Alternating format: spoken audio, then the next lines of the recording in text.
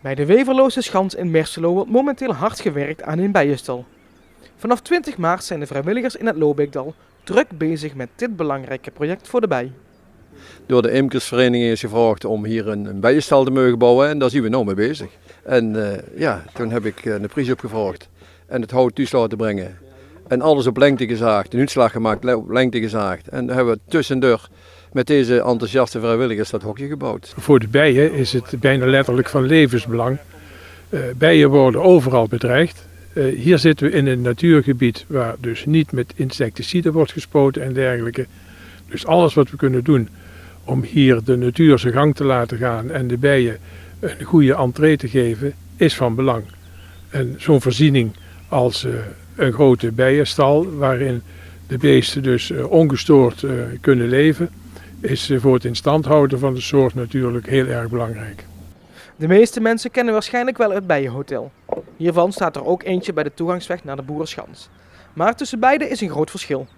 Ja, bijenhotels, dat zijn die kleine platte kastjes die je hier en daar op rotondes of langs de wegkant ziet staan. Met allemaal sliertjes en stokjes en holtes en stenen met gaten enzovoort.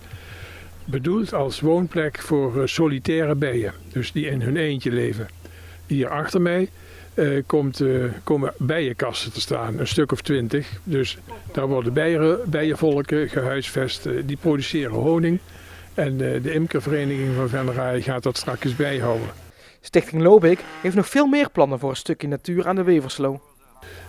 Als we hier de schapenstal verder ingericht hebben en een uitkijktorentje hebben gebouwd, dan komt er vooraan in een van de ronde delen nog een soort van heel klein podiumpje met zitplekken waar dus groepen die komen rondgeleid kunnen worden.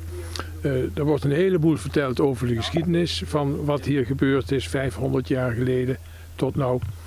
We zijn van plan om verder stroomopwaarts een watermolen te bouwen waarvan wol vilt gemaakt wordt.